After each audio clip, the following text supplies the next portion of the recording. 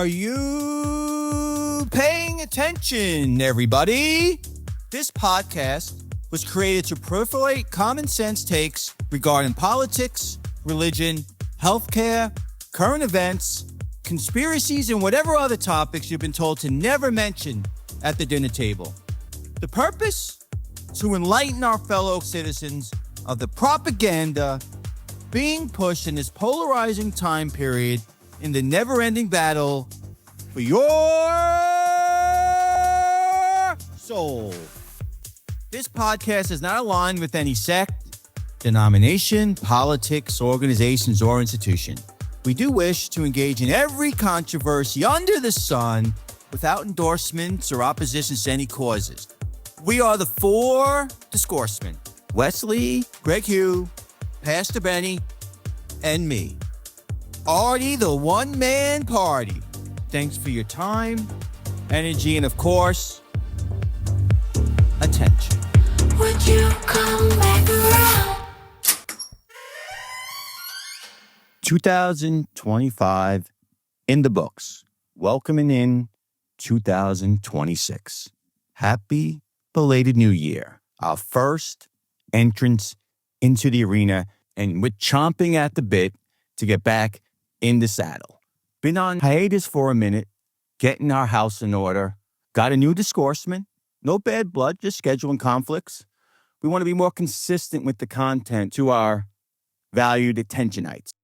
So, piggybacking off my previous monologue and continuing to share my story, my experiences and strength and hope, showing my growth mindset in living color, my obsession of knowledge, and giving you guys the cheat code, the Glengarry, the tools that help remove me from the chaos.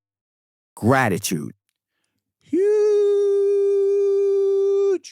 Best visual example I got, me in movie references, the end of Navy SEALs, the last scene when they're trying to escape and the Lebanese army's breathing down their necks and they need to get to water, the ocean, and then victory! My ocean is gratitude. Whenever I get stuck in my head, I get negative, I get angry.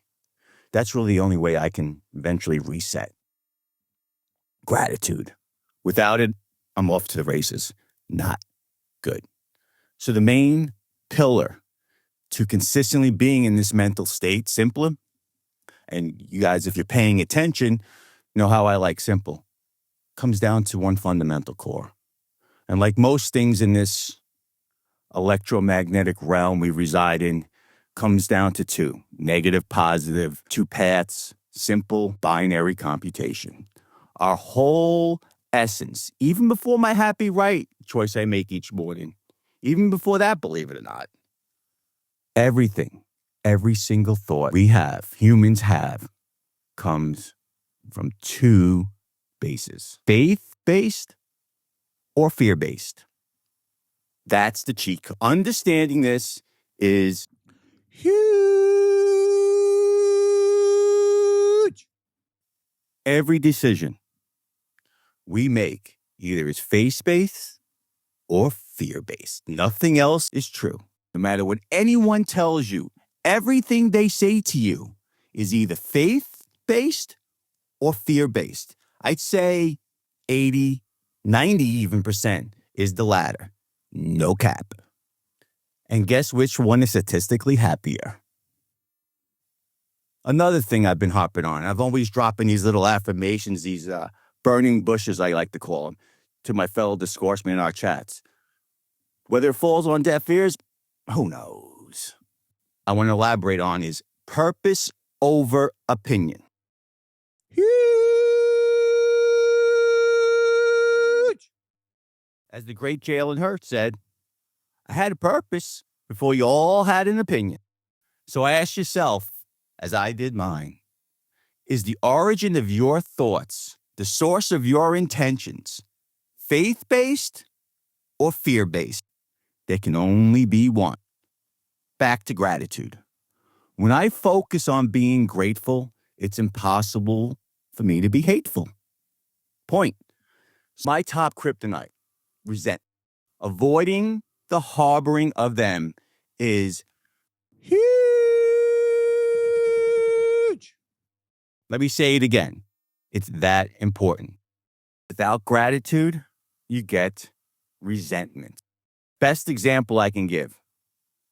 Taking a poison pill, literally, take a poison pill and hoping that the object, the source of the resentment, gets sick and dies.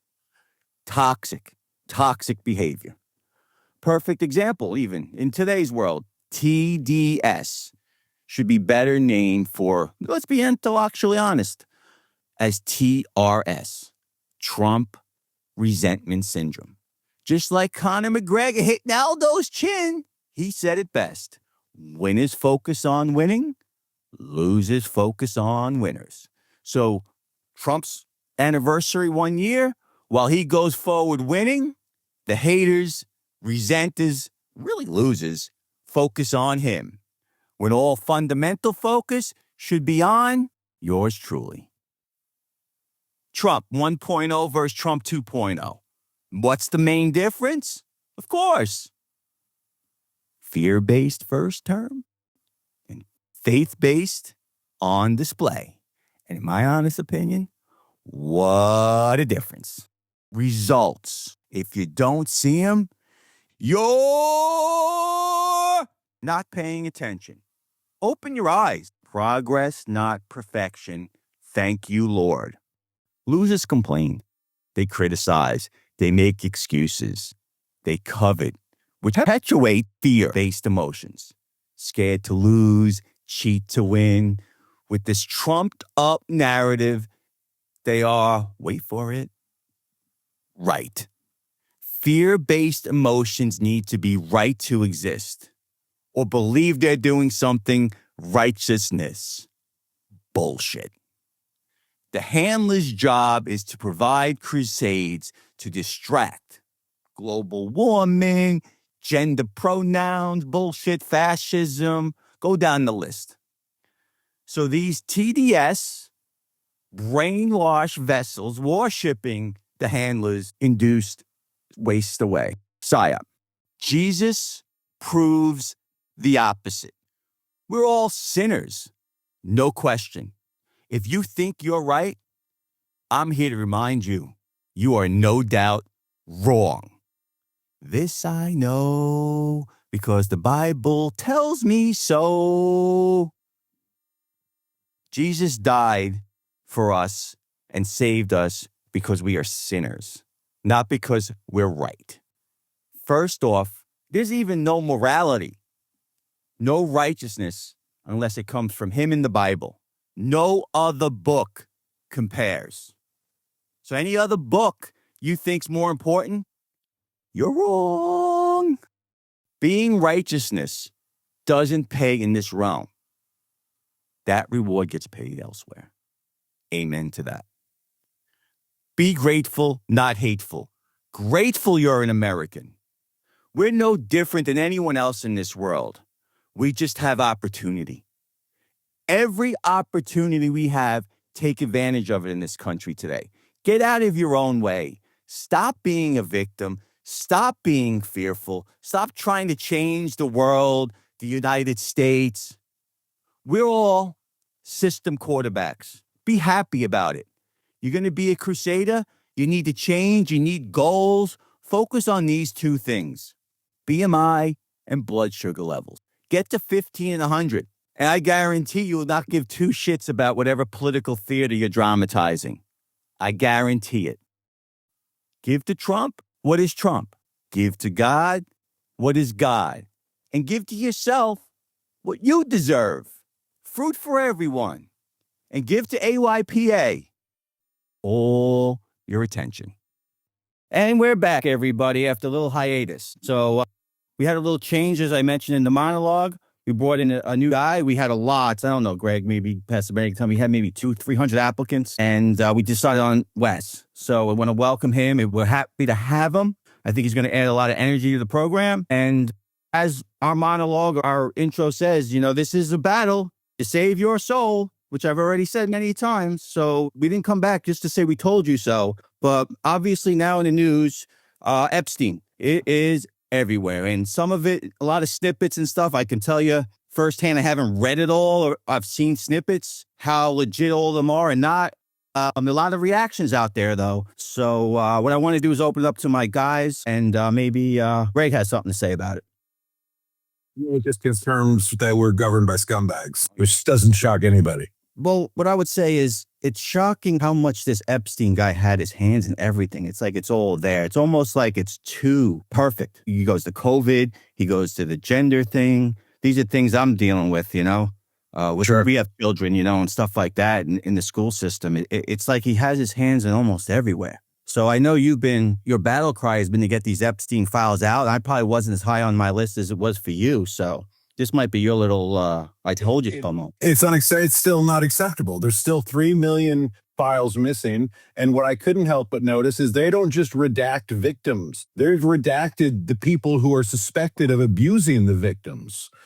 So many of the emails that they show, the people who are sending or receiving the emails, if they're not Epstein or Maxwell, have been redacted. Why is that? Who are we protecting here? Well, what I read or what I saw was, it's just liability and stuff right now. It's like we can't give everyone's name because some of it's hearsay, some of it's that. But there's a lot as this hits, right? There's going to be people doing their little. Yeah. And they're going to be able to connect the dots. I'm not really. To me, the amount of information that came out, though, that we can obviously now verify with Bill Gates and among others.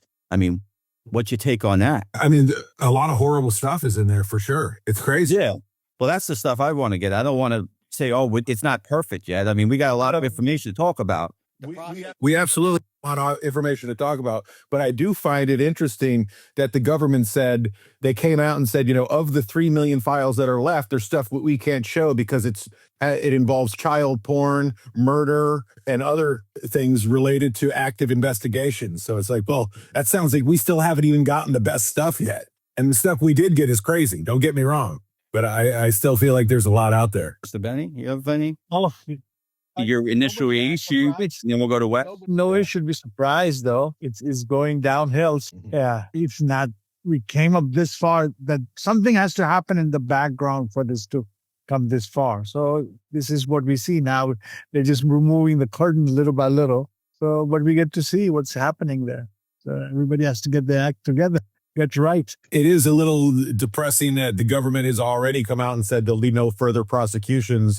This is all evidence they've had. And we're all, so many of us see this stuff and go, man, someone needs to go to jail for this stuff. And the government's like, nah, no one's really going to jail for anything at this point. It's all past tense for them, That's pretty depressing. Well, we'll see. I didn't hear that. I'm hearing it from you. I would hope that there is some type of accountability. Wes? Yeah, it's so. Good afternoon, gentlemen. I want to thank everybody for having me on, and I appreciate being here with you, gentlemen. But moving forward, to add on to what you guys are talking about, it's not surprising that the government is actually shielding these people because, like Donald Trump calls them, the deep swamp, for all intents and purposes, that's exactly what it is. This is a web and a network of people that are just protecting themselves, and it crosses party lines. It's not a partisan issue. Sure. Definitely not. But here's the thing. Like they said stuff about pedophilia, about certain things with Podesta and the Clintons and this and that. You believe that there'll be nothing done about that stuff? I believe there'll be nothing done with that stuff. No, I find that hard to believe. I think but Artie, they've been sitting on these things for years. So it's not like just because we just saw it now, they're aware of it. They could have pressed charges on this stuff years ago, and they haven't. Yeah, but like I've always said in my past stuff, there's a process, right? It's a psyop. So they start giving you, they'll give you a little UFO, and then they do this and they do this. There's always a little bit. They have to prep the world or the public with certain things. Like this is just look, you got Nicki Minaj now doing stuff. If you don't see it, Jay-Z just left the country. There's a lot of things moving on if you're paying attention, everybody. So there's a lot of, it's starting to move in a certain direction now. I don't know if you guys can sense that. That's what I see.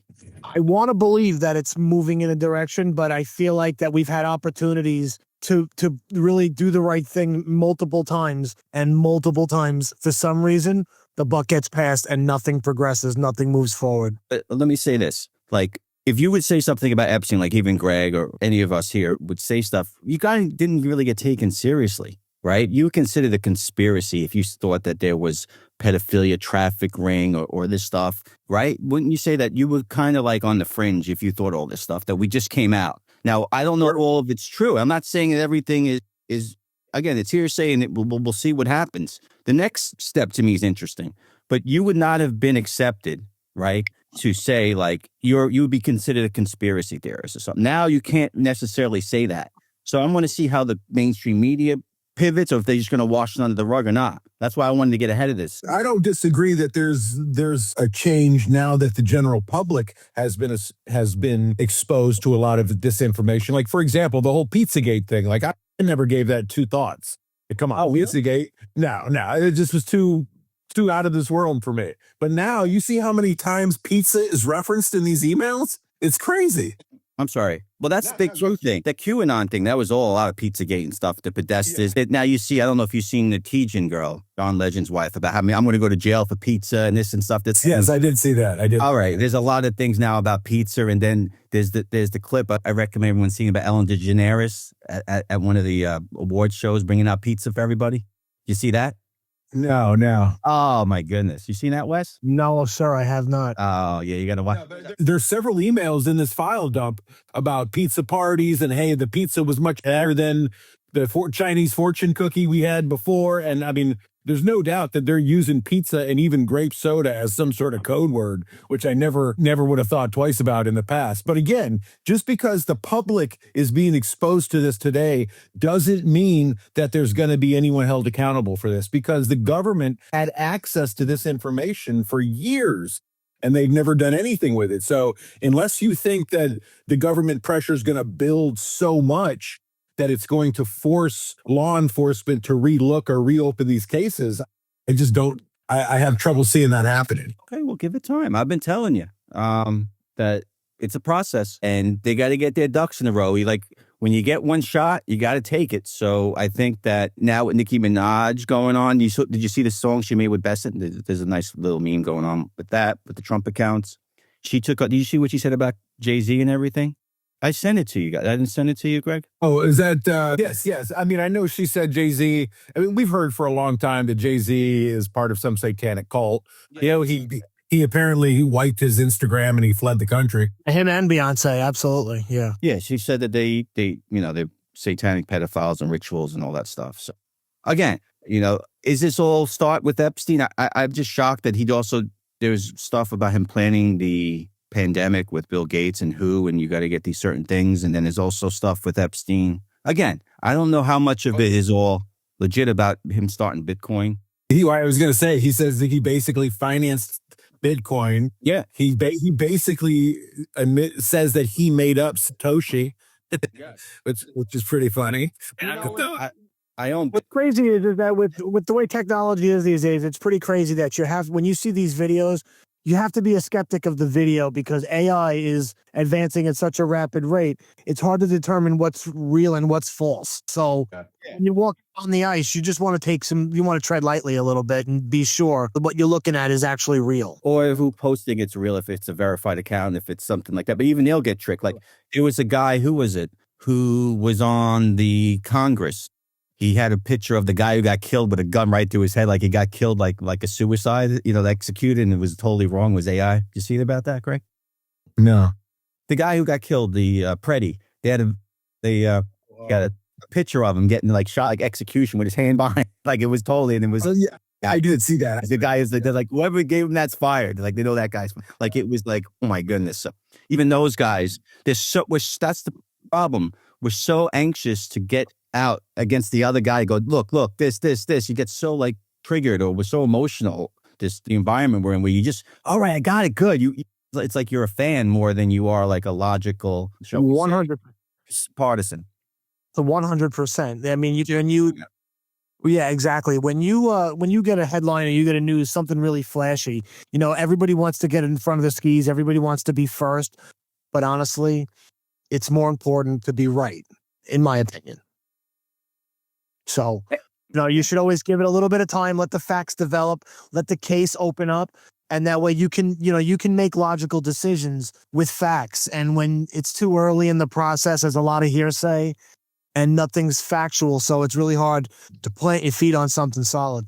And Greg, just again, I'm not here to gloat or whatever. This show, if you guys listen, I have been hinting about this stuff, and I've been trying to. Again, I'm not saying that everything in there validates anything, but I've always been mentioning the handlers, right, Greg? The handlers.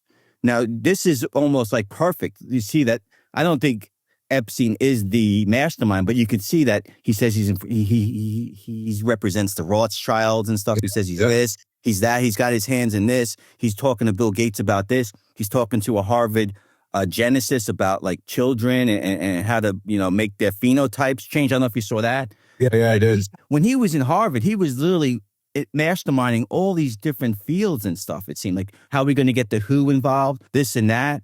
It's like, wow. The handlers really worry. I mean, it's like, wow. It's when I say it's this battle for our soul, I mean, this is. I would agree with that for sure. But look, we shouldn't get our hopes up too high because they've had this information for years. And we know that they did not give us 3 million files, that they said a lot of those files were related to active investigation. So fine. So we know that nothing we've seen is related to an active investigation, or else they wouldn't have released it, right? Isn't it a move in the right direction, right? I know you're always a pessimist.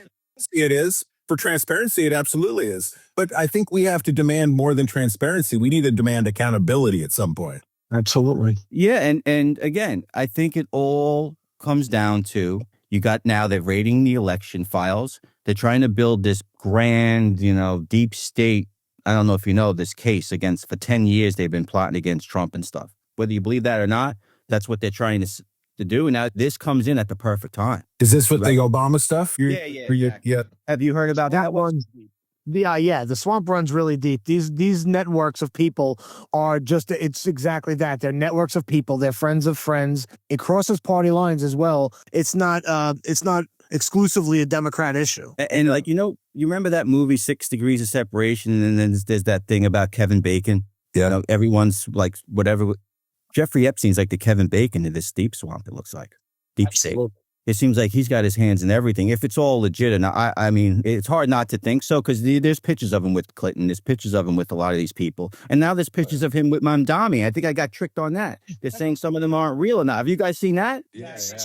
I mean, this all cannot be one guy, right? He can't be everywhere unless there's 4 of them. It's amazing. And even with these videos, you listen to Jeffrey Epstein's depth of knowledge as far as quantum mechanics. And of course, we know he's a banker, so he understands fractional banking. But when you hear him explain these things, he's extremely knowledgeable on all these subjects. It's almost too good to be true. How could someone know so much about all these things in such depth and such detail? And then there's stuff like with Greg, with the Israel, they say he's Mossad, and there's emails with him sending to this guy Bauk. I don't know, you might know who he is, like a high up in the Israeli, I think it's a prime minister or something, talking about stuff. Either something that nearby. Yeah, they were good. They were good friends. He actually stayed in Jeffrey Epstein's house. So it was, and there's emails of him setting up. Apparently, he had access to Putin and could set up meetings with Putin. I mean, this dude had some high level access for sure. And then he's talking about how everything with the Goyim, and you saw that with the Jews, and everything's Jewish and stuff. It's like, wow. I was just like, again, like Wes had said, let's give it a little time to cool off, a day or two, for all this stuff to see what's legit and what's not, and what. Like, look, the thing is this. You could say what you want about accountability. You know someone's going to have the balls to ask Trump about this. And let's see what he says. About else. What are you talking? You talking about a month ago? No, I'm talking about on Air Force One, like 1 day ago. He's like, all this stuff. He said hoax, as far as a hoax where he's the one who's the guy. Right, that's what he said. Where they're trying to get, they're trying to pin Epstein to him. That's what he's saying. You got to know. Well, it's because they were very good buddies. No, they were very good buddies. It posed as they were. They were not very good buddies. They were just posed. It's been propositioned that way for media purposes. Yeah, of course. They were very good buddies for a long time. I'm not saying they were good buddies to the end, but they were certainly buddies who hung out and partied together. There's several emails between the two of them in the Epstein files. Right, of course, it's millions. That's why they wanted them out. Do you know that while Trump was that guy, the Trump lawyer who was in big trouble, Cohen, was being questioned. That the person questioned him, Epstein was chatting with the person to try to get this guy in trouble with Trump. Yes. Do you know that, Greg? Yes. I didn't, but Honestly, you'd saying they were best friends still. Epstein was texting the questions while Cohen was sworn in and asked them. Absolutely. They had a 20-plus-year relationship. I'm not saying they were best friends to the end. No, Trump, they say, turned federal evidence on Epstein. The reason Epstein got in trouble is because of Trump. Maybe you didn't read that in your threads. Listen, I don't want to go down that route, but trust me, Trump's the one who did Epstein in. Not to mention, he threw him out of Mar-a-Lago the second that he started to with the underage girls. I think he started to bring them to the club, to be honest with you, and Trump wasn't having it. It wasn't appropriate. He had to go. His membership was revoked. And, then Epstein just became another anti-Trumper. But don't get me wrong. Yes, they did hang out. And I've always stated, and Pastor Benny said in the Bible, God chooses sometimes these nefarious people at one point, and then he somehow sees something in them and then elevates them. Trump, to me, is the guy who, I've said it before, has kind of betrayed the elite. That's why they hate him so much. He kind of was in those circles. And again, they didn't have any dirt on him like they did. They couldn't blackmail the guy. And that was the saving grace, as Pastor Benny says, amen, to the fact that they never got dirt on him because he didn't really have a lot. Or if they did, maybe it hasn't come out yet. But everybody needs to have dirt on. Here's the thing. He's not only did they not have dirt on him, he's more squeaky clean than they could have ever imagined. Hey, I agree. I mean, again, Greg's like, oh, now I know why Wes is on the thing. No, I didn't know anything about his Trump stuff, right? I've never spoke to Trump about you before, right, Wes? Never even once mentioned it. So I don't know what you're gonna say, but I know. I know he has common sense. I'm sorry. We have these 3 million documents that you guys are all like, let's just wait. Let's give it some time. Except for the stuff about Trump. I know that's bullshit. I know that's sneaky. Like, oh, easy, guys. Easy. Let's give it a little time. I'll tell you right now, there's no way he's squeaky clean if he's running around with Lindsey Graham. That's dirty. Lindsey Graham is... Lindsey Graham is pretty slimy. I'll give it to you. They're saying he's gay, but the thing is, Trump's not a politician. You act like Trump is someone who's been in politics his whole life. He came here because he has a... Well, then what do you mean hanging around Lindsey Graham then? What are you talking about? You wouldn't even know Lindsey Graham. Well, for those Lindsey Graham in the last month. I'm talking about in the last 6 months. I gotta be honest with you. 20 years ago. I gotta be honest with you. They might seem very chummy, but I don't think I'm going out on a limb to say that Donald Trump does not really trust Lindsey Graham. Of course you don't. You don't trust any of these guys. He uses them. It's like this. You gave a game. He finds the rules. He plays by the rules. And then once he has the cards, he plays them. And that's what's going on here, I believe. Lindsey Graham was not on Trump's team until Trump was the foregone winner. Then all of a sudden, Lindsey Graham jumped on the Trump train and he never jumped off. I think Lindsey Graham jumped on the Trump train when Trump started bombing all the countries that Lindsey Graham has been trying to bomb. Sorry, he jumped off January 6th also. He jumped off then also, but... a lot of these rhinos did. Yeah. But I don't know. I got a big bone with Lindsey Graham. This guy does not even rent space in my head, Lindsey Graham, but whatever. I'm not a Graham fan, so I'm with Greg on that one. I don't love Lindsey Graham, so... I don't follow, like, I'm a Jalen Hurts, my quarterback. I don't follow the 53rd guy on the bench. Who's your Lindsey Graham? He got no power. It's Trump's train, and we're all living on it, right? So Lindsey Graham, he had power before and stuff, and I think he started to win a little bit of grace over with Trump when the Crossfire Hurricane, he did subpoena, but he didn't get nothing done. It's like he was another Gowdy. He had a lot of bark, but didn't get shit done. So I think that's when Trump was like, this guy, whatever. I gave you hope and nothing happened. Now, I don't know if you heard, he did place Tulsi as the election fraud czar now. That came out today. Did you guys hear that? I didn't. No, I did not. Oh, yeah. Well, then let's get off Lindsey Graham. But yeah, now I trust. She's in charge. Yeah. So I don't know about... I'm sorry, Pastor, but you have anything you want to add? Well, No. I was listening to that Weinstein talks about various subjects, but he wanted to sound smart, but I don't think he was giving any information about all these things that I was asking. He was talking about inflation. But if you are ordained by Rothschild, you will have access to the whole world. There's nobody questioning you. You can go to any room. Come on in. I am from the Rothschild. Okay. Everybody will let you in. And that's kind of leverage he had all the time. So that's why he could buy this place, that place, and nobody was stopping him from anything. So he could be anywhere. But all the players who are there, I think they are untouchables. They know it. Otherwise, they won't risk this much. These people are risking their whole careers. Like, if any pitcher comes out, they're dead. Like, they cannot survive. They cannot win another election. But they don't care at all because those people who are there, they are almost untouchable. They know it. And that's why they just walk around like they don't stop. I tend to agree with Pastor Benny. I mean, honestly, anything that was truly incriminating was probably destroyed years ago. Agreed. No, here's the thing. I mean, Agreed. which I've watched a little bit of. The Anthony Weiner laptop. You ever heard about that? Yeah. There's a lot of stuff they said. You know that the 9 cops who saw that are all dead, all committed suicide? The 9 New York cops who watched the Weiner laptop. Some of them had to actually throw up and get out of the room. They're all dead. So, I mean, if they can get their hands on that, and Sidney Powell, I don't know if you know her from the past. She was at the DOJ the other day. She's another pit bull. So easy. What? Kraken lady. Yeah, the crack. Do you know who she is?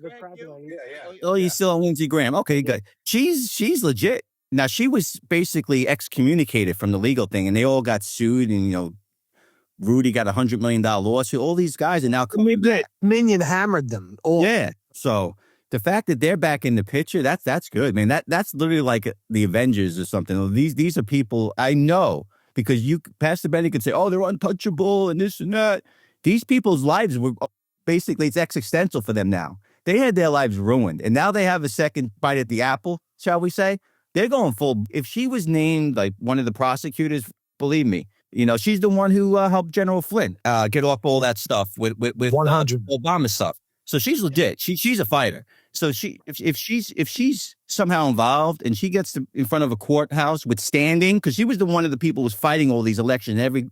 Every judge was, oh, you don't got standing, and now thank God the Supreme Court said, no, you got standing now. So they got the standing now. Do you know that? So the standing bullshit's out the window now. Now they can actually try these election cases in there. So like I said, if you're looking at the big picture, not in the weeds, but the fine print, it's starting to shape up where they're going to go on from different avenues. Just like Epstein, he's going at the COVID, he's going at the kids with the thing. Now they got their own spots going all over, like full press on all these things. What's what I see anyway. Call me optimistic, but like I said in the monologue, you're either faith-based or you're fear-based. And right now I'm on the faith.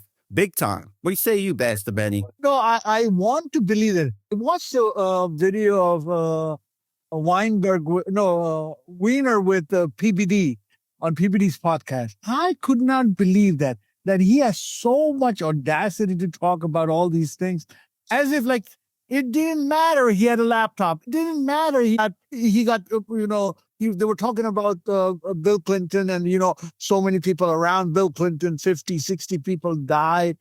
And he didn't care, like as if nobody could touch him. Like, you get desensitized. That's part of the thing. Like that's why, like you can even. And I'm sure Greg Hughes. I've heard him say it. You can argue or try to make a point to some of these people. The truth, the logic is out the window. You can't be logical. It's like when I try to talk with Greg, it feels like he doesn't see the other side. It's like you're in your own little narrative, and nothing will separate you from it. That's why I like this podcast, where we can all meld our stuff and maybe change the narrative or kind of think about it. But when you have your opinions and stuff and it becomes your religion, that's scary. And that's kind of what we're in. Remember I said to you, Greg, you got to break the arm sometimes these days. You can't just, So, Artie, I would say the exact same thing about you and your ultra MAGA perspective. Now, you say that I am in my own world, but hold on. I will give you proof. I told you I probably changed my mind on the moon landing. Didn't I take information? Didn't I take information that you gave and started doing, because I told you I never even looked into it. Now I'm liable to believe that we probably didn't land on the moon. Or actually what I would say is the moon landing footage is definitely fake. I'm still agnostic on whether we landed on the moon or not, but that footage, there's no way it's real. Well, I'm surprised you brought that At up. least you got me. At least you got me a little bit. See, I'm open to changing my mind if I'm presented with facts. Yeah. By any means, we're not saying it's facts. We didn't go to the moon, but the evidence tends to state otherwise. That's what I'll say. We know the fact. I'm not 100% sure we did or not, but yeah, the evidence. I think that's a reasonable perspective. Yeah, it's like that's what I. Now, I did throw you. You know what they call that? You know what they call that? They call it being rational. So you're being rational. You're open to the fact that maybe it's not what you think it is. And, you know, and not a lot of people are like that. Well, I mean, again, not when it comes to like, that's what I said in our intro. Things you're not supposed to discuss at the dinner table, politics, religion. That's what we're doing here. You know, this is the risky stuff. This kind of stuff's always been taboo to talk about, shall we say, with your loved ones, because some people get very, shall we say, fanatical.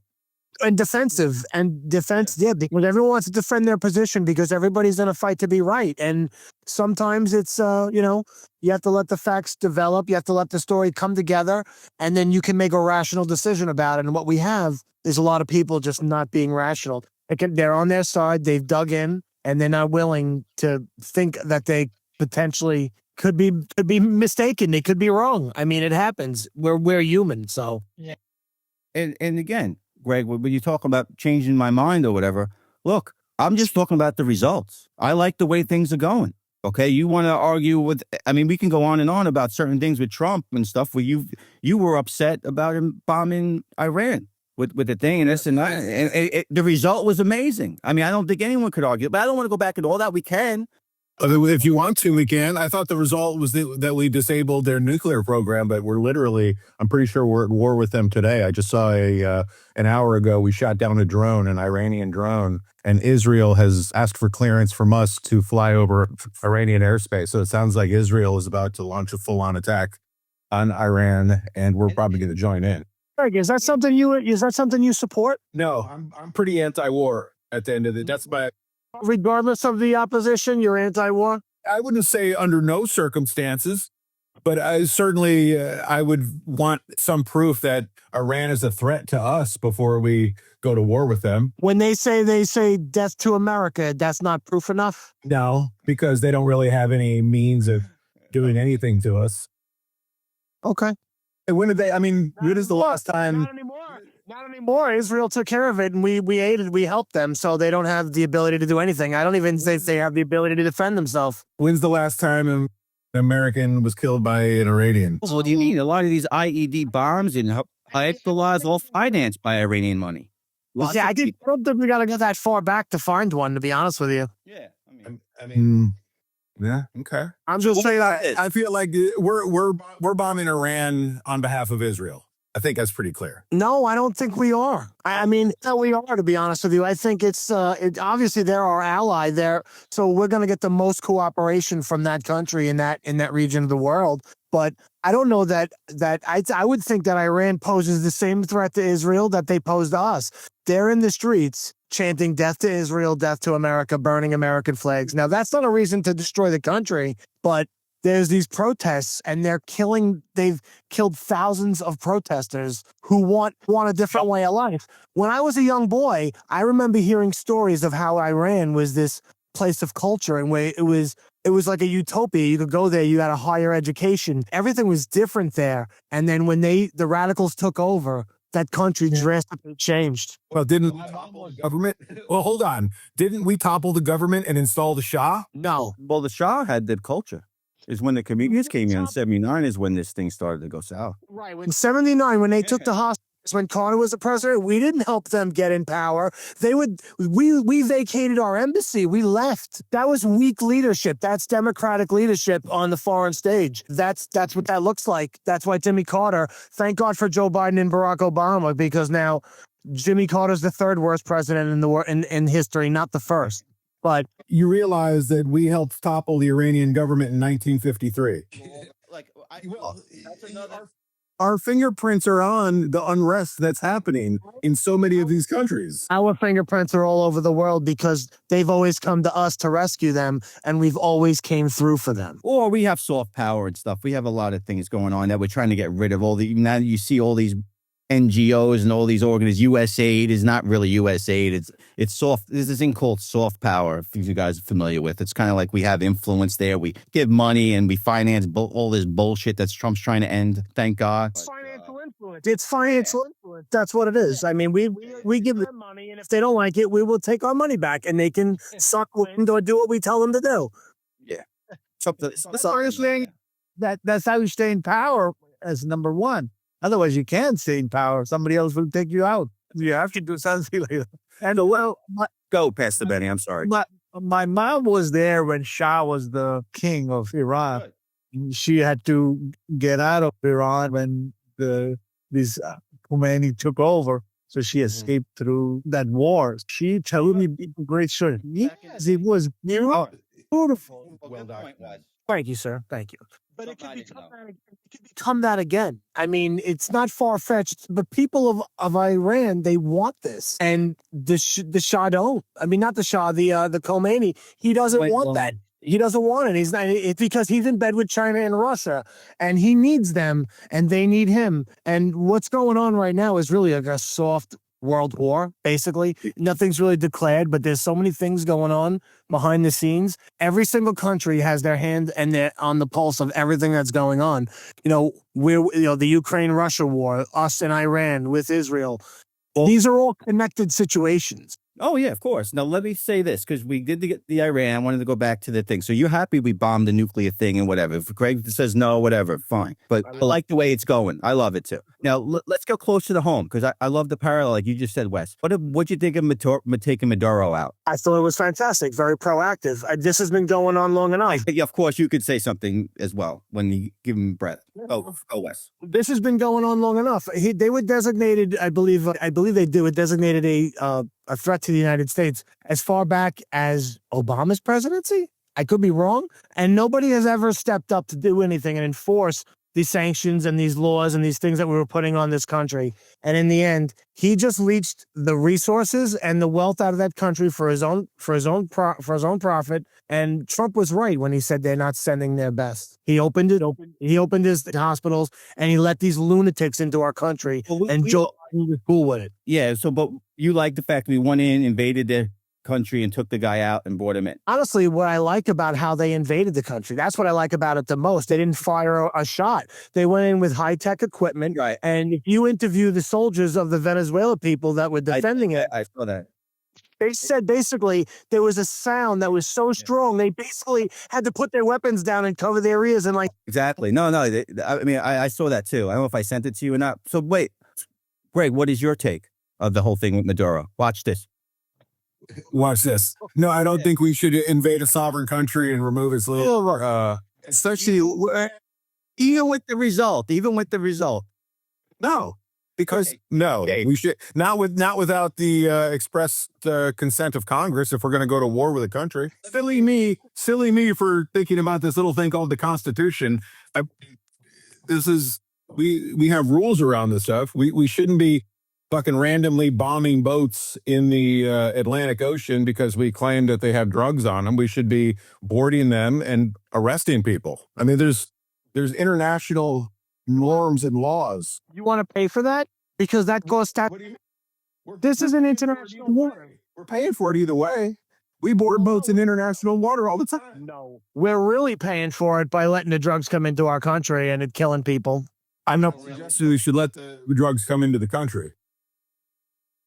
Board.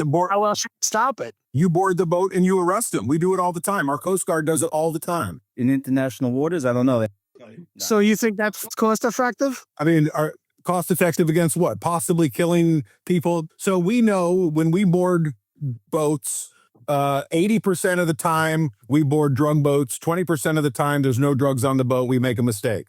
So if we're just going to blow up these boats, if we still assume we've got an 80% success rate, are we okay? Are we okay with 20% and killing people that shouldn't have been killed? Hold on. I got to get this off my chest. So in New York, you arrest people for drugs. What happens? Nothing. Big question. They get out. It's turnstile justice. They get booked. They get photographed. Blah blah blah. They get let go. They never get heard from again. There's never a court date. They never actually do the time for the crime. So then, same thing. Do you think we should just, if we arrest someone for drugs in New York, should we just drag them under the bridge and shoot them? No, because they're Americans and they have rights and they're subject to due process. Not always. On American soil, they are. On American soil, they are. And in international waters, due process there's nothing to do with them. Also, wait, let me just say this now with the 80% 20. You did say, Greg, it was the Coast Guard. We got the highest technology. We got our military in there now. That's totally different than the Coast Guard. This is the A-team in there. They know precisely what's on those boats, okay? If you think otherwise, show me proof. But I'm going with Hegseth and Company, all right? Why would we take the word of a communist country or someone in Europe over the word of your president? Right. Why would I think that my government is lying to me? Oh my God, this has got to be a stretch. I got this. We don't want to team up on Greg. And Pastor, if you want to say something, but I've told Greg Hugh this over and over and over and over again. It's a new sheriff for Trump. You can say whatever you want about the old presidents. I think Clinton and Bush are the same. They're all the same. Trump is I am behind Trump. I'm not behind the government. I'm not behind the politics. I agree. I'm in leadership. And I've said this over and over to you. It's the leadership. This is a guy who, if you're not doing what he wants, Rubio, I wasn't a big Rubio fan. I love fucking Marco Rubio now, the way he's handling this shit. You could say what you want about Lindsey Graham. He's not no fearmonger no more with Trump on his ass. He ain't doing any of that stuff no more. No, because Well, let me finish. So that's what I say. So if you want to make that thesis, oh, it's the government. Trump's released JFK files. He's released Martin Luther, all the past and stuff that's coming out. Look at the track record here. Faith-based is where I'm coming from. If you don't about transparency, this is transparency 1,000%. Giving you everything you want. Yeah, just not enough of the Epstein information, but he's giving you everything else that you could want for between aliens, MLK, JFK. I mean, Joe Biden would never get happy. I say it. You can never people happy. What is he giving us for MLK and JFK? What has changed? Well, again, it's a short term. You have to have patience and stuff. But what can change? It's just the transparency. It's the trend. It's what he done for me lately. He's doing a lot of things out there. He's trying his best. If you expect everything to be fixed in this government, in this world that's run by these crazy effing people who are literally going after this guy's not only fighting fronts. And again, you're going to say, well, you're so MAGA, but these are the facts. This guy's he's being spied on. He has all these people are after him, not you.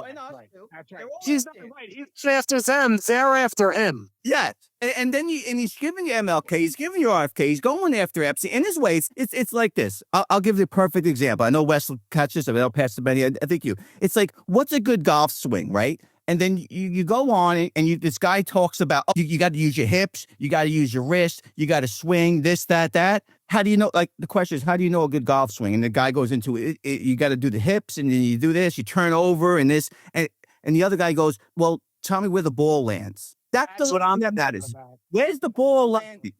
Like all the Trump stuff about tariff, all this shit he talks about, he is going where the ball land. Where the ball land. You might not like the way he says this about fighting, and he definitely plays games with these people, messing with Canada and all these people. But where's the ball land? What kind of masterpiece did he do with Greenland? He didn't pay a fucking penny, and he got everything he wanted. He was talking all the, again, I don't want to go Greenland. I'm just saying, look, if you really look at how he operates, where's the ball landed? Results. I'm happy with this.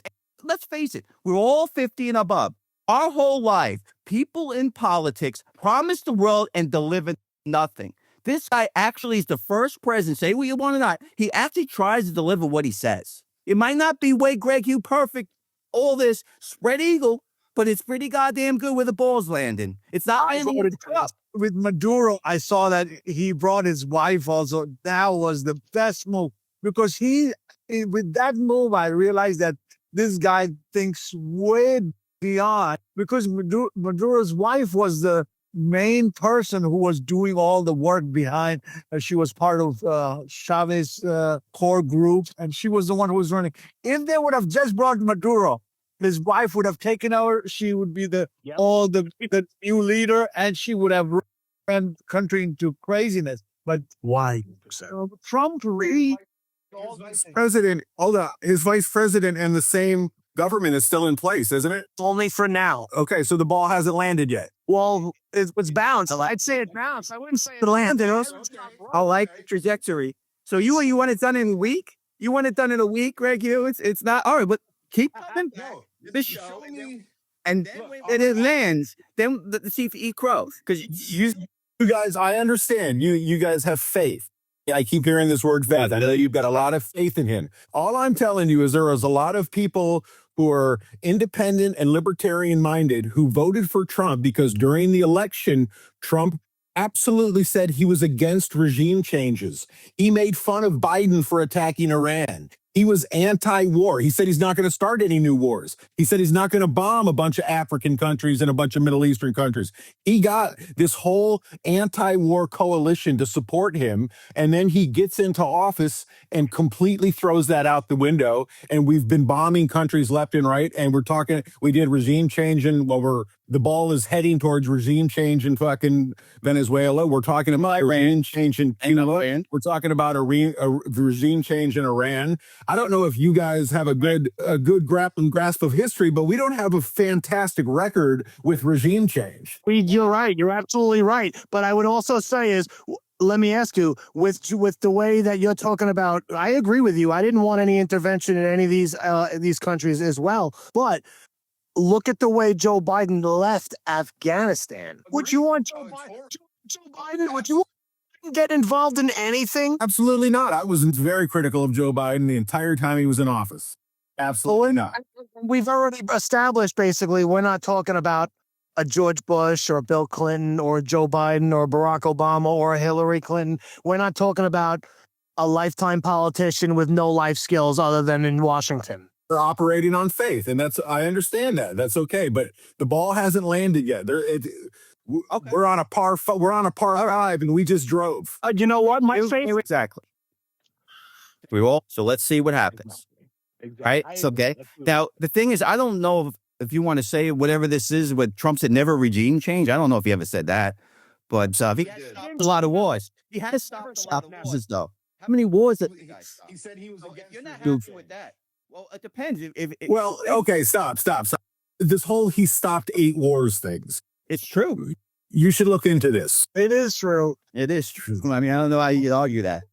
Okay. I mean, you have use in the Middle East. Now, again, hold up. You're right. No, there is issues, you said, like with disarmament and some of these things. There is little things, but that's the world we live in. Okay, you expect everything to be perfect, but never peace, and everyone now they're singing Kumbaya and getting drunk together. That's not happening. But it's definitely trending in the right direction, a lot of this stuff. So if you want to pick apart little things, I mean, look, he's trying. Solutions. That's what we're trying to get at. Solutions. Instead of bitching and status quo and accepting the status quo, we are going places with this stuff. And you want to say he didn't stop all the whatever. That's just, and first off, the libertarian stuff. Okay, I was in on that too. But what have the libertarians done for Trump? Those Rand Paul, Massey, they're undermining him. They voted against him. So what the hell is that? I mean, again, if you vote for me and you support me, then all of a sudden you turn your back on me. Look, I don't know that fight. I'm sorry. I listen to a lot of podcasts. They're Democrats is right. So Dan Bongino used to have this thing where he would say that no Democrats are really Republican, but some Republicans are really Democrats. Can we all agree that Dan Bongino has no credibility for anything? No, not at all. Not at all. I wouldn't agree with that at all. This fucking guy built a career talking about how corrupt the FBI was. He gets in the FBI and doesn't do jack shit. And then 9 months later, he leaves to go back to his podcast. That dude is a fucking joke. Honestly, we could do a whole show just on that. I have no comment because I could crush you. No way. There's no way. Okay. No way. Yeah, we can do I that. totally disagree. I couldn't disagree more. But hey, that's what we do. We agree to disagree. So Maduro, I love it. Pastor Benny, what's your take on Maduro? And then we'll go into another topic. Everybody wanted to get him. Everybody wanted to put a big bounty on him, like, $5 million, $10 million, $50 million. But nobody did nothing about it. All does was, why would you put all FBI he's hurting the U.S. and nobody wants to do anything? Don't do charades in front of the American people that you really care about them and you want to stop this drug war. They didn't do nothing. But he went and cleanest takeover. He removed the problem right from there. Hopefully now the drug import stops. And I don't think we've had any impact on the cocaine that came from Venezuela. I think he had a much bigger impact on the drugs coming into our country by closing the border. I'll give him total credit for that. That's what stopped. Greg, let me ask you, if you were afraid, if you were a drug boat runner, let's say in Venezuela, what would you be more afraid of? Would you be more afraid of having the cops pull you over, or would you be more afraid of a bomb blowing up your effing boat? Sure. I don't want to be bombed. Why? That's an obvious answer. But what I will say is this: this is the truth. Here's the thing. Hold on. Trump's not going to say, I'm going to bomb your boat. He bombs your boat. Yeah. I mean, but let me say this.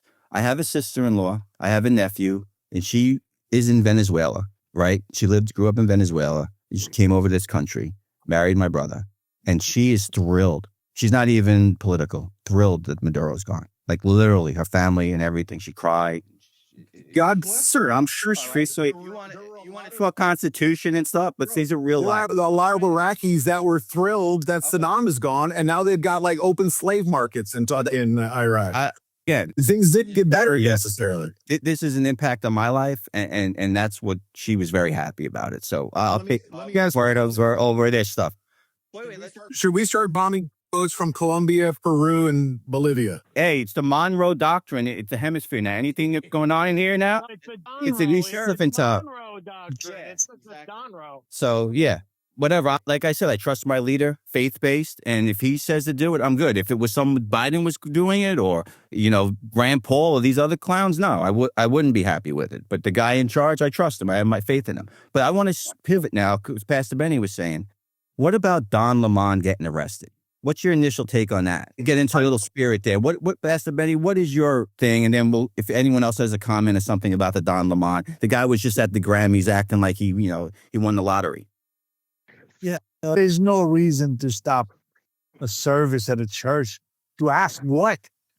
Do you want to get an opinion about people? You want people to be on your side? And do it the way that people will respond to you. Nobody's going to respond if there are no ICE agents in that church. Nobody's there. And even if they are, you're not supposed to go and harass people, and they're not on duty. But if they are on streets that you want to show protest, you go. But church, hey, I come from India. Churches get, ransacked, and all those things happen all the time. But why would you do that in the United States? That's not necessary at all. Because I don't think that's a good way of protest. You don't gain anything. You're just terrorizing people for no reason. Yeah, our constitutional expert here, Greg, what do you think? Did they invade his rights by arresting him? I mean, honestly, I don't know enough about I think it's the FACE Act, is it? I think what he did was horrible. Obviously, I hate Don Lemon. I think it's totally tasteless to try to protest anyone while they're in the place of worship. So, I mean, Don Lemon's a scumbag. He's always been a scumbag. I don't understand the legalities around the FACE Act enough to be able to say one way or another that this was a good arrest. You know what I mean? Wait, Wes, before you jump in, let me just say this. Remember those old ladies who got arrested and thrown in jail for 20 years? Sure. I think that was horrible. Clinic. That's the FACE Act. That was the FACE Act. That's what they used to get those people. I mean, I know in general what it is. And again, I think that's a horrible story as well. Did Trump pardon those ladies, by the way? Neither. I don't know. Because, yeah, that's a horrible story. But again, I don't know from a legal perspective. I can't comment from a legal perspective. Don Lemon's a scumbag, and I hate him anyhow. So I'm kind of tainted on that one. Okay. Wes, anything on that? Don Lemon is like one of the worst people on the planet. I couldn't be happier that he got arrested. His rights were not violated. You want to be a journalist, then you become a journalist. If you want to be an activist, then you're an activist. And when you enter the church, you were an activist, because a journalist would have stood across the street with their camera, because they know it's against the law to interrupt the church service, and you cover it. But they didn't do that. He didn't do that. He decided not to do that. He decided to enter the church. He broke the law, and he's going to play the victim, and he's going to try to scapegoat the system. and he's going to try to make himself like Donald Trump is out to get him. But he broke the law, and he should go to jail, but he probably won't. Hope so. I mean, it's going to be tough. I think he's going to go to jail. I think he would have as I sent some memes to Greg, I think he'd have a good time in jail. But now Somalia, ICE, that whole thing in Minnesota, I want to touch on that. What do you take on that? Is that like a psyop? Is that like propaganda, the whole thing going on there? The frauds gets caught. Now, all of a sudden, now all this stuff's going on with the two people getting killed. I mean, what do you think of that? You want to start us off? Are you talking to me? Yeah. Either one. Yes, Wes kick us off. Okay, so as far as Minnesota goes, in my opinion, it's a distraction. It's not a psyop. They're busted $19 million plus of defrauding the United States taxpayer. And this is nothing more than a pure distraction, without a doubt. They're busted in a $19 million plus fraud scam. And this is just an attempt to avoid prosecution. And unfortunately, two people were useful idiots for the Communist Party, the Democrats, and they lost their lives for poor judgment. You know, one used their vehicle as a weapon, and the other one decided to actually bring a loaded weapon to a peaceful protest. So I don't understand the thought process behind any of that. That's a great idea. Take off work or whatever. Whatever moronic. I'm sorry for their families, but those people, whatever. I'm very sorry for them. I can't say nothing more than that, but it's nothing more than a distraction, and we shouldn't lose sight of the big picture, which is fraud. 100%. What do you say, Greg? Anything? Horrible fraud, absolutely. I think these sanctuary cities are really bringing this on themselves. How could you not follow federal law when you arrest someone for rape or murder or something or other violent crimes, and this person is an illegal alien, and you refuse to turn them over to federal authorities to kick them out of the country? I mean, that's horrible. You shouldn't be doing that. So I have a lot of sympathy for, and I am not a fan of federal agents on the streets of our country, right? That's the worst case scenario, obviously. But these fucking sanctuary cities are asking for it. It's crazy. The actual shooting, it's hard for me to put myself in those police officer shoes. Certainly the guy in front of the car, I think that was probably pretty justified.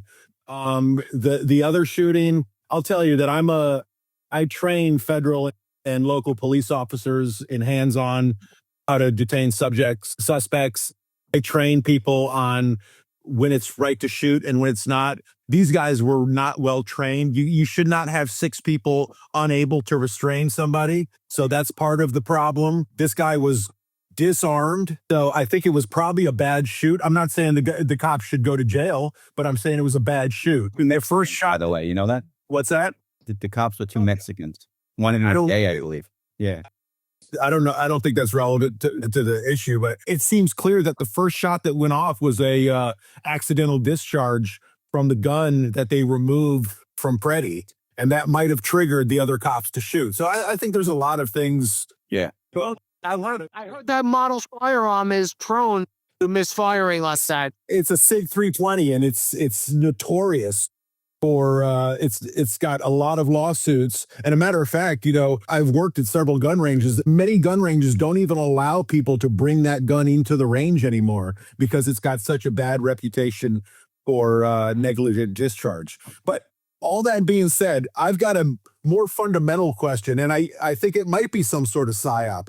Who thought it was a good idea to relocate sub-Saharan Africans into Minnesota? Usually we bring people into our country and we want them to assimilate and become Americans. Who thought Somalians were going to go to Minnesota and assimilate into the culture there? Like, I feel like this was from the beginning a bad idea. The coldest part of our country. The coldest, whitest part of our country. I have questions about how this ever happened to begin with, but yeah, a lot of. I agree with Wes on a lot of what this. Let me ask you this. Wait, Wes, wait 1 second, because I want to get this. Greg, now you're the pessimist. We talked about the Epstein. You don't think there'll be any accountability. Do you think there'll be any accountability with Ilhan Omar going from 5,000 to 30 million and all this stuff there? Will there be accountability to the fraud there? Will someone big go down? So you think the same thing with Epstein? That now, because this is current. Now everyone's out. There's no 8 years ago. They had the evidence. Now the evidence is right now. This is in real time. So we're gonna make a little parameters here. If nothing happens here, I'll be more or less. Maybe it's the old government. bullshit. You know, like that old thing you're saying, this is, It's like Trump is. There's I think there's going to be accountability here. What do you say, Wes? Well, no, you can go on, Greg. I don't want to cut you off, but I just want to. I was just let me just say another thing. So yeah, Ilhan Omar, right? She went from like a net worth of 30,000 to $5 million. I just saw something pop up on X that said now they're talking about investigating Ayanna Pressley, another one of the squad. Yeah. She went from a net worth of 36,000 to over $10 million. So, the problem is it's not just the squad. It's almost every politician. Once you get into Washington, you're going to get rich because that's just how our politics work. That's right. It's a money machine. That's exactly what it is. And is something going to happen? No. Nothing's going to happen. If they were Republican, something would definitely happen. But they're not Republicans. Nothing's going to happen. And whatever happens at all, their deflection is just going to be, this is retribution because I opposed the president in X, Y, and Z. It's not going to matter. It's all smoke. It's all bullshit, to be honest with you. That's exactly what it is. It's smoke and mirrors. Greg would call it theater, right? Greg, it's theater. Yeah. 1 second about the Minnesota. I am a first generation American. I'm the first generation American. It is in 30 years, it's still hard to figure out the tax law. Now, somebody moving from Africa, coming here, learning how to get start this business, how to get all these millions of dollars. There is no way they can find out on their own unless somebody on the top of the government is feeding all that information. Do this. Sure. By the way, sure. And Democratic Party came across a group of people who didn't care about anything. They're pirates, basically. Their main income is pirates. So they found a whole community of people. So they are just siphoning money. They're giving money and they're taking money, giving money unless the government is being pirates and export piratism. That's what they do. Yeah, and Democrats found out this is how they're going to fund their party. Give the money to Somalians, take a cut, and then it's government money anyway. It's people's money and nobody's money. This is how they siphon the money, move it around, and bring it back to their party. So that's what's been happening. That's why everybody's quiet. Because I don't think they're the smartest people in the world to figure this out in 5 to 10 years and start a business, start a daycare, leering daycare, and then make millions of dollars. Totally right. 100%. Money laundering, large-scale money laundering.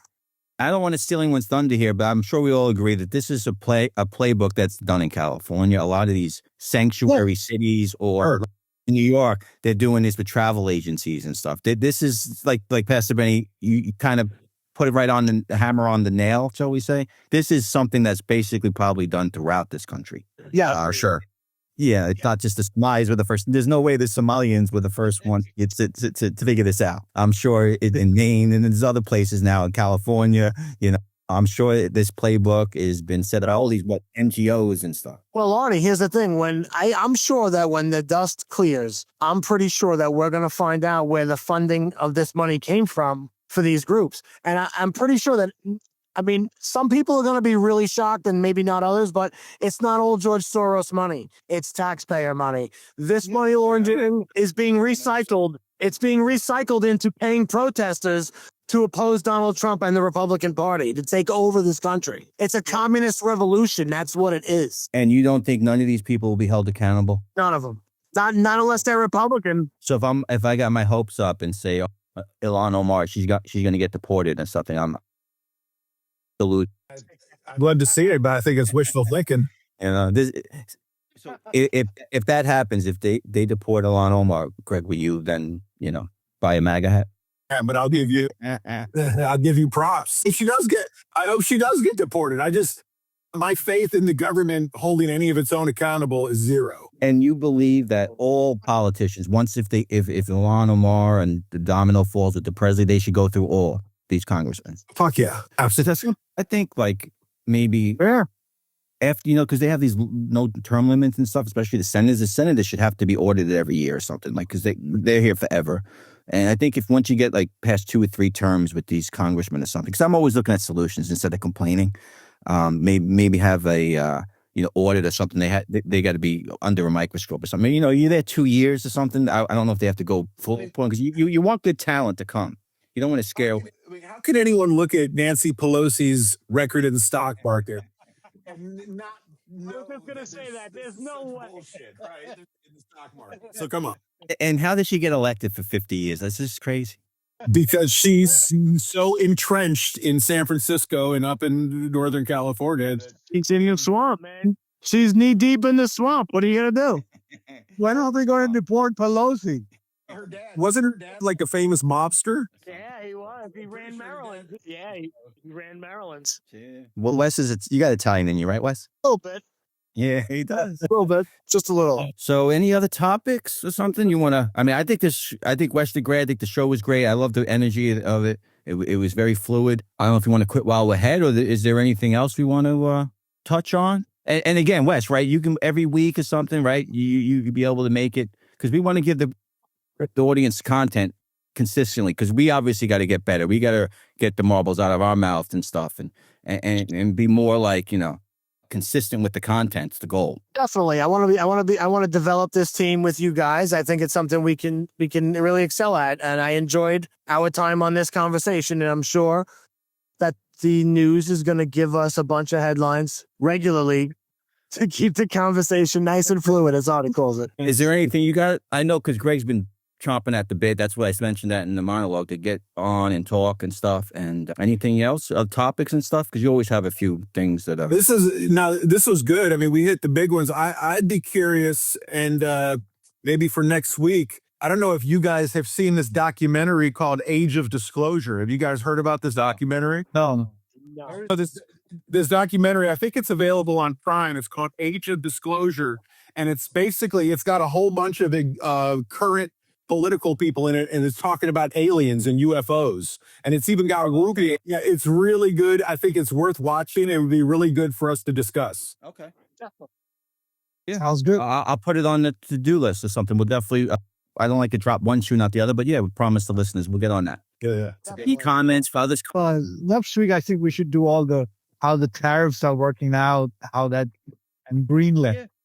Because we could talk about gold and stuff. I know Wes is big on that stuff, the metals and all the stuff going on there. Yeah, we again, but this was so much stuff with the Epstein and everything. I wanted to get that out, and we've been going pretty strong for over an hour or something. So I'll ask Pastor Benny to take us out in a prayer. Heavenly Father, we thank you, especially for our new friend Wes. Thank you for all of us and our families, that we can come here, spend some time, discuss matters that matter our country the most. Thank you for everybody. Bless them, keep them safe and sound. And we even pray for our peers. If anybody's going through any kind of anxiety, trouble, or anything, you be with them, oh God. Help them to experience your power, your love, and your presence. We thank you. In Jesus' name we pray. Amen. Amen. We are the four Discoursemen. Wesley, Pastor Benny, Greg Hugh, and me. Artie, the one-man party. Thanks for your time, energy, and, of course, attention.